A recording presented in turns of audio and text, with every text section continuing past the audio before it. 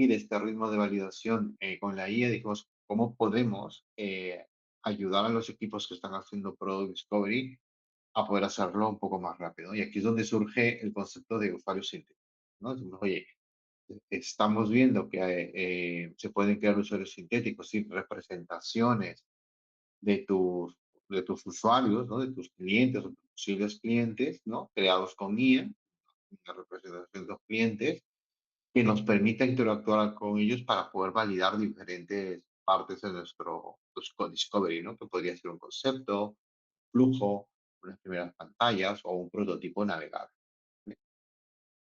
Entonces, decidimos ver en ese punto qué tipo de usuarios sintéticos podríamos utilizar, ¿no? Entonces, fuimos a ver cómo se estaban desarrollando, creando los usuarios sintéticos hoy en día y vimos básicamente que habían dos formas de crearlos y una tercera que es una mezcla de las dos que os voy a comentar, ¿vale? Observamos que el mercado lo que está haciendo cuando hablamos de un usuario sintético, que es un usuario creado a través de la inteligencia artificial, es utilizando algún modelo preexistente, ¿no? Por ejemplo, el modelo Ocean es un modelo que se está utilizando bastante. El modelo Ocean pues, nos dice que los seres humanos tenemos como cinco, ¿no? Dimensiones eh, de personalidad, ¿no? Mayor o menor apertura, mayor o menor responsabilidad, mayor o menor extroversión, mayor o menor amabilidad o mayor o menor neuroticismo, ¿no? Que estos serían con sus siglas OCEAN en inglés, ¿vale? Y lo que hacen los modelos de la inteligencia artificial es decir, oye, yo cojo este modelo, ¿no? De OCEAN y te voy a generar 100 un número, ¿no? El que tú necesitas. Quiero 100 usuarios y te generan 100 usuarios basados en las diferentes combinaciones de este modelo psicológico, ¿vale? Es una manera. Entonces digo, te creo 100 usuarios con las diferentes combinaciones que se pueden generar de este modelo.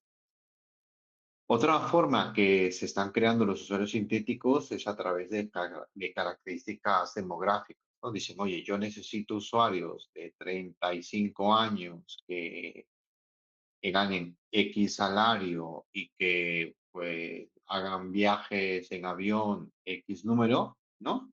Van a bases de datos, ¿no? De los casos, sobre todo, bases de datos de Estados Unidos, cogen estos datos de esta base de datos y dicen, vale, pues esto es lo que hay, ¿no? X número de personas de tal edad que hacen tantos números de viajes, pues generan una combinación a partir de aquí y generan 100 usuarios. Y esto entonces es otra manera de poder crear usuarios sintéticos. Y hay una tercera que es una combinación de ambos métodos, ¿no? Oye, digo, ojo, personas de 35 años, ¿no? Que vuelan en avión, que del salario medio tal, ¿no? De la base estadística sociodemográfica que existe en los Estados Unidos. Y además lo voy a combinar con el modelo Ocean, ¿no? Y que a partir de ahí la inteligencia artificial lo que va a hacer es generarme una cantidad de combinaciones de estos usuarios sintéticos, ¿no? Entonces, a ti, estas plataformas como Synthetic User, ¿no? Que es una de las primeras que salieron y muy conocidas, que ha cambiado hace poco también la interfaz de su web, te ofrecen este servicio, ¿no? Tienes pues unos usuarios que puedes crear de manera gratuita y luego cuando quieres pues entrar en mayor detalle de ciertas cosas, pues ya pasas a un modelo de pago. Nosotros teníamos una investigación previa, como les digo, ¿no? Nosotros hacemos investigación cualitativa en profundidad con usuarios y teníamos un segmento, ¿no? De mujeres mayores que vivían solas y sobre todo teníamos el segmento de cuando surge una alerta, ¿no? ¿Cómo pueden responder las mujeres mayores a esta alerta? Y aquí en Barcelona, me imagino, no sé si también allí existe, hay un botón, ¿no? Que aquí lo gestiona la Cruz Roja, un botón que le llaman el botón de la Cruz Roja, que si una persona mayor que vive sola lo tiene contratado y lo lleva colgando, si se cae tiene acelerómetro y por lo tanto el botón llama a los servicios de la Cruz Roja para que lo asistan, ¿no? O si la persona pulsa el botón en el colgante, pues los servicios de la Cruz Roja van a asistir a la persona, ¿vale? Entonces teníamos estas entrevistas en profundidad de este segmento en Barcelona porque estábamos trabajando para ellos y decidimos crear el usuario sintético, ¿no? En una herramienta como esta Synthetic User, para que nos cree estos usuarios sintéticos para poder testar, sobre todo, pues unos primeros conceptos que ya estábamos trabajando. ¿Cuál era el objetivo? Era, oye, hemos hecho toda la investigación inicial, ¿no? Hemos ido, hemos hablado con estas 20 mujeres mayores que viven solas, que tienen el colgante de la Cruz Roja, ¿no? Hemos encontrado mucha información allí. Ahora queremos testar unos conceptos y para no tener que volver a hablar con las señoras, queríamos crear un flujo sintético y en este caso usando el concepto de synthetic user, ¿no? El problema que nos encontramos era que estos synthetic users que están creados con bases de datos americanas o con el modelo Ocean, em, no, no nos respondían igual como lo que habíamos observado a las mujeres mayores que habíamos ido a ver en sus casos.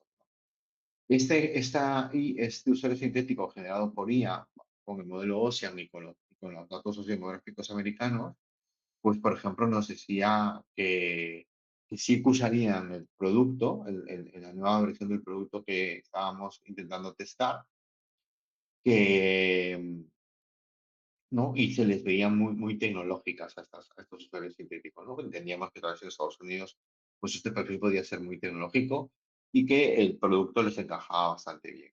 Entonces, claro, nosotros habíamos observado en el trabajo de campo que las mujeres mayores que vivían solas, que tenían contratado el botón de la Cruz Roja, ninguno lo usaba. O sea, ninguna de las mujeres mayores que fuimos a ver a sus casas usaba el producto.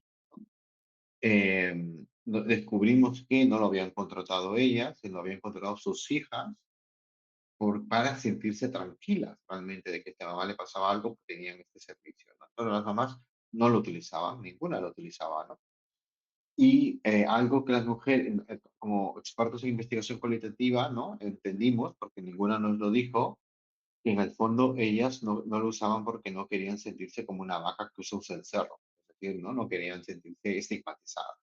Pero esto no lo expresaron realmente, sino que a través de la empatía, ¿no? Esta capacidad empática de investigación, pudimos entender. Ellas simplemente manifestaban que no lo necesitaban.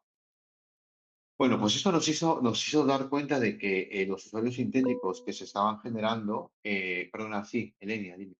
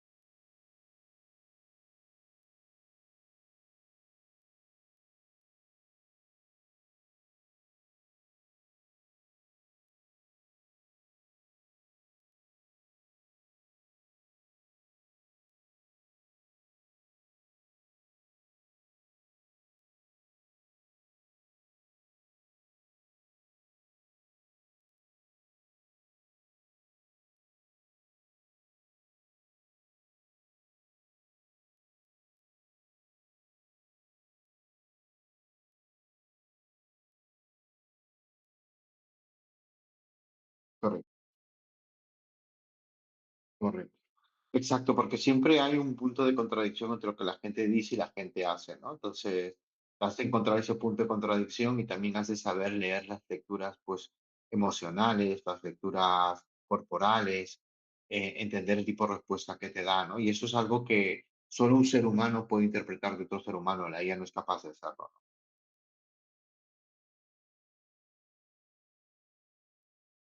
Sí. Exacto, ¿no? Entonces, en ese punto, nosotros dijimos, oye, generar usuarios sintéticos que se están creando a partir de la IA, de un modelo psicológico o de sociodemográfico, no está siendo real al contexto de nuestro proyecto. Por lo tanto, nosotros no nos podemos fiar de esos resultados, ¿no?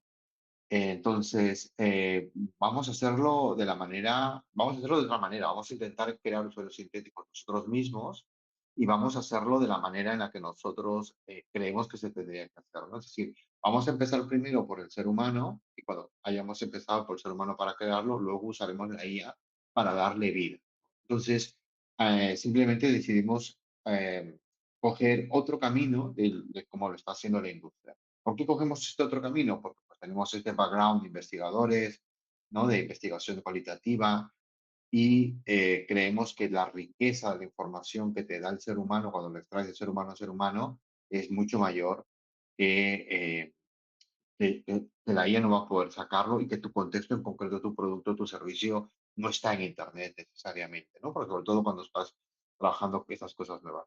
Por lo tanto, Clónica lo que intenta hacer en este punto es diseñar usuarios sintéticos, pero a partir de los patrones de comportamiento que nosotros identificamos en ese grupo de personas, a partir de identificar también sus creencias, entender cuáles son sus miedos, entender sus frustraciones, entender los deseos, entender también los valores que esta gente tiene en un determinado contexto, y esto insisto mucho en determinado contexto, entender cuáles son sus capacidades de uso, ¿no? Por ejemplo, de una interfaz, de un móvil, etcétera, entender esa capacidad que dependiendo del grupo de usuarios que tú estás trabajando puede variar, ¿no? De unos jóvenes va a ser de una manera, de unos mayores de otra manera, etcétera, ¿no?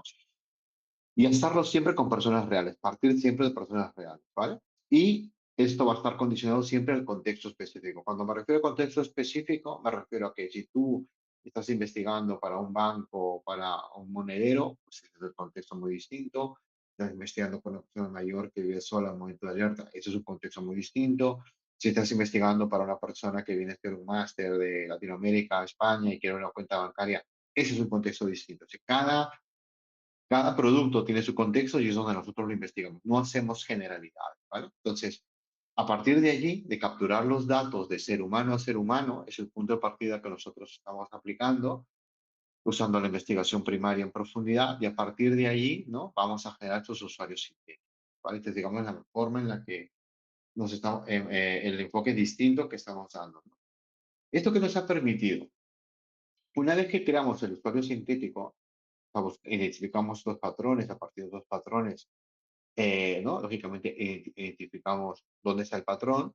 Lo que hacemos es crear el usuario sintético, lo comparamos, hacemos las mismas preguntas a sus seres humanos y les hacemos las mismas preguntas a estos usuarios sintéticos.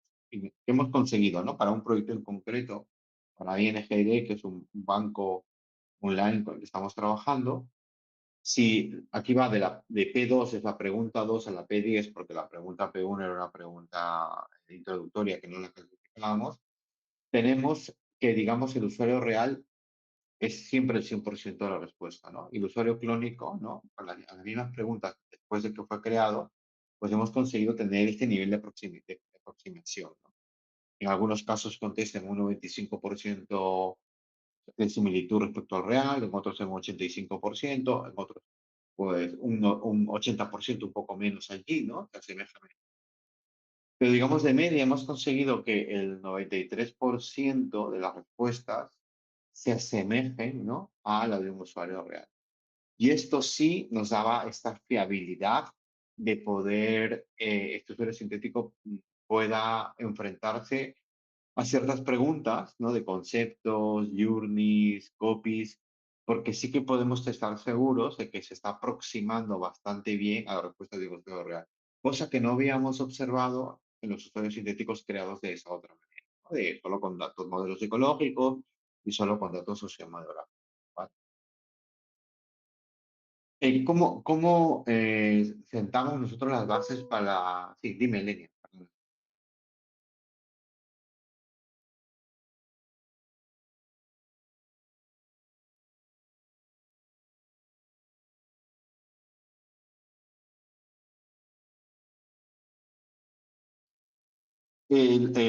Una es el contexto y otra es las entrevistas en profundidad, ¿no? Porque las entrevistas en profundidad te permiten tener un contexto mucho más rico, ¿no?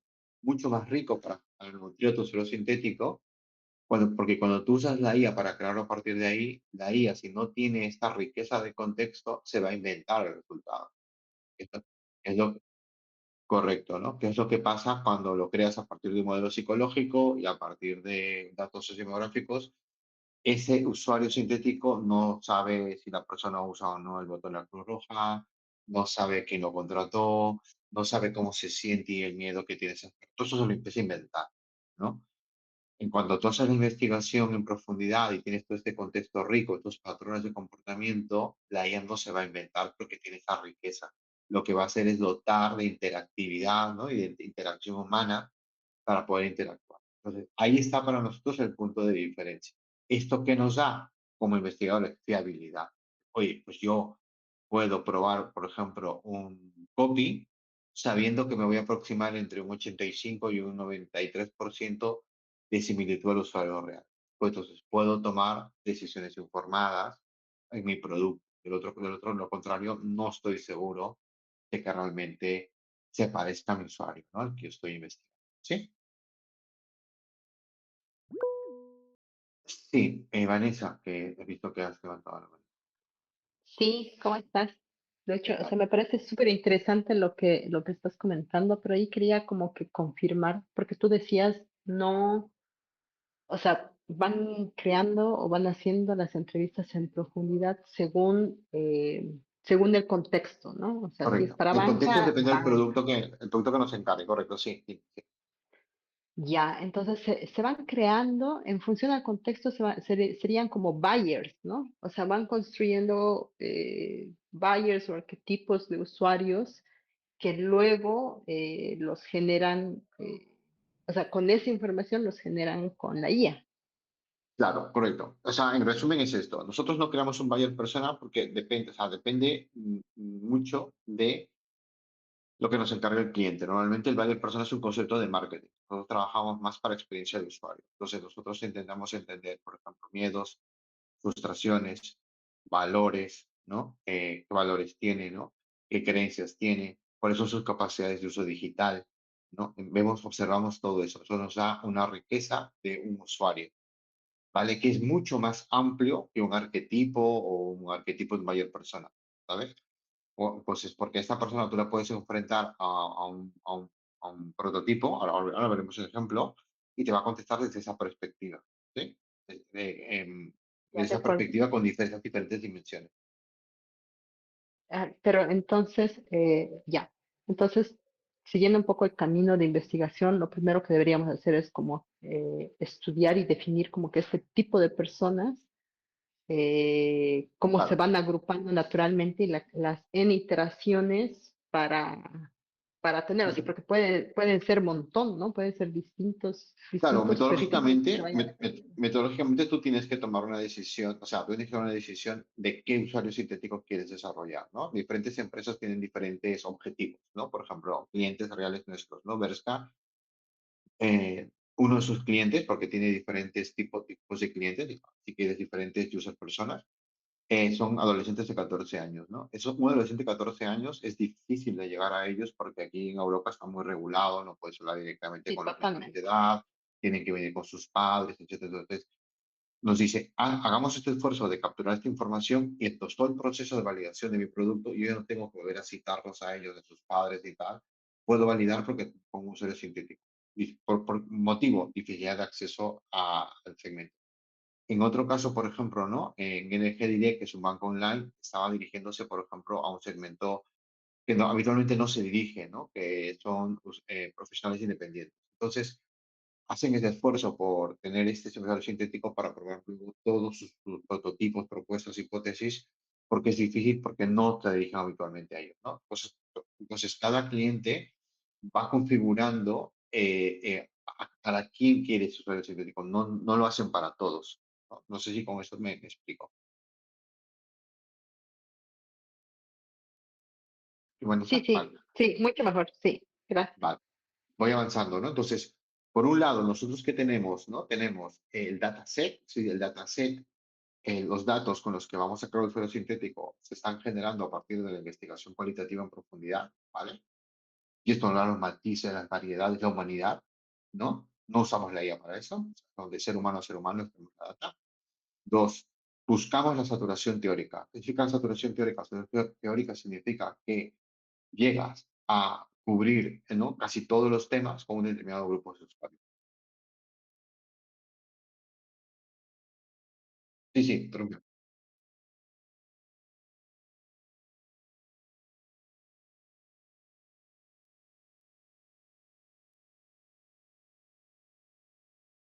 Sí, lo Sí, explico, ¿no? Sí, más o menos. Vale, o sea, te explico yo, ¿sí? Perdona, vale, vale.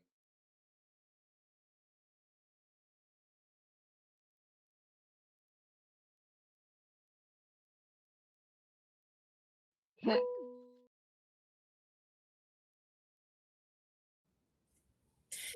Por ejemplo, yo he realizado estudios en los que hacemos una especie de etnografía digital o un tipo de shadowing, donde básicamente a lo largo de los días nos damos cuenta que, por ejemplo, en el quinto día de estudio, que la gente ya registra lo mismo o hace lo mismo, digamos. Ya no hay cosas novedosas que puedan aportar a la generación de insights. Entonces, nosotros también mediante un modelo de Gauss tenemos porcentajes en una plataforma que tenemos desarrollada en la misma empresa, donde la misma plataforma nos dice, ok, ya no hay insight nodo, ya hay saturación, ya no registren más, digamos, ¿no? Entonces, básicamente es eso.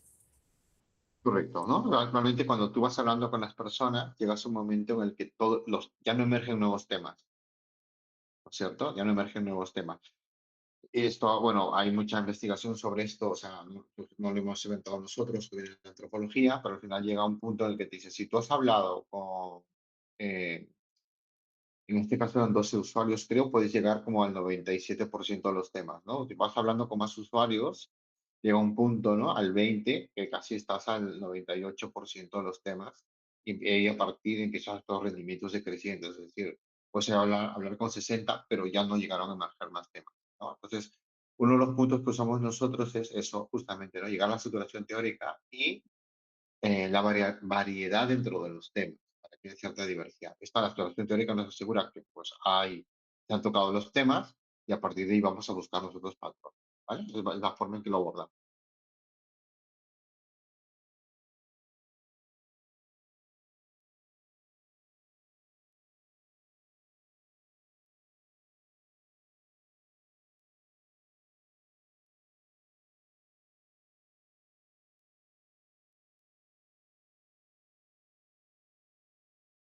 Exacto.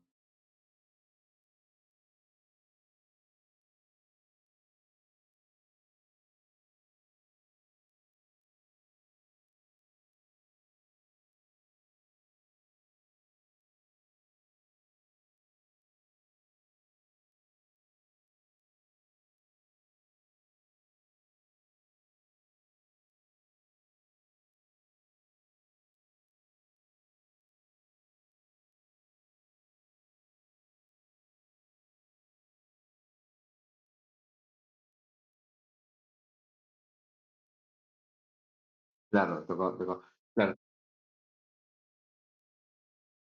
claro. Sí. Aquí, sí, aquí lo que quiero puntualizar es que es importante que siempre lo hagas con el mismo segmento de mercado. Es decir, ¿no? Si nosotros estamos hablando de mujeres mayores que viven solas, es eso, mujeres mayores que viven solas. No puedo luego meter mujeres que viven con sus hijas o mujeres que están viviendo con el marido. No, ya tiene que ser el mismo segmento, ¿no? Eso está clave. No la data tiene que ser la misma, tiene que haber consistencia, ¿no? Creo que alguien levantaba la mano. Preguntaba. Sí, dime. ¿Lo puedes leer, por favor?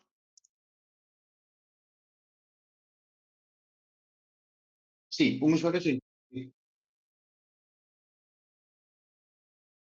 sí, un usuario sintético es un usuario, que representa a un cliente tuyo o a un usuario de tu aplicación, que lo estás recreando a través de la IA, ¿vale? La IA te ayuda a recrearlo, a darle vida, digamos, ¿no? Para que puedas interactuar con él.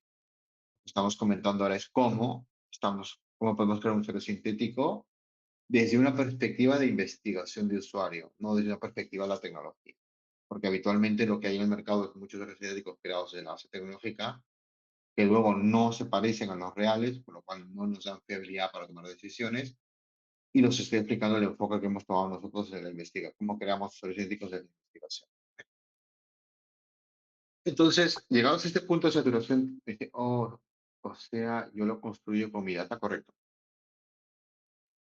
correcto. Entonces, llegado a este punto, ya creamos el modelo, generamos un modelo, ¿vale? Porque creamos un usuario, al final un usuario sintético, o sea, igual cuando hayas un insight, hayas un patrón, encontrando un modelo de representación de la del mundo, ¿no? Y ese usuario va a representar ese modelo de ese contexto. No representamos al ser humano en su completitud, ¿no? Sino para ese contexto en concreto, ¿vale? Que es lo que estamos investigando.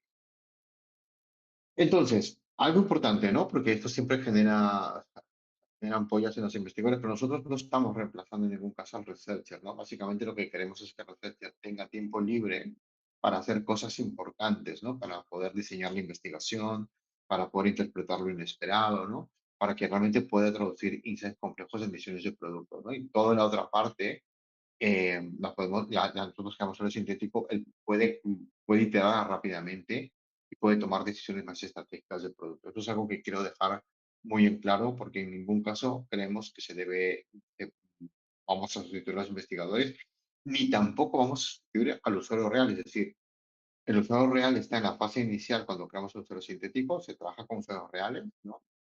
Luego, todas mis fases de prototipo,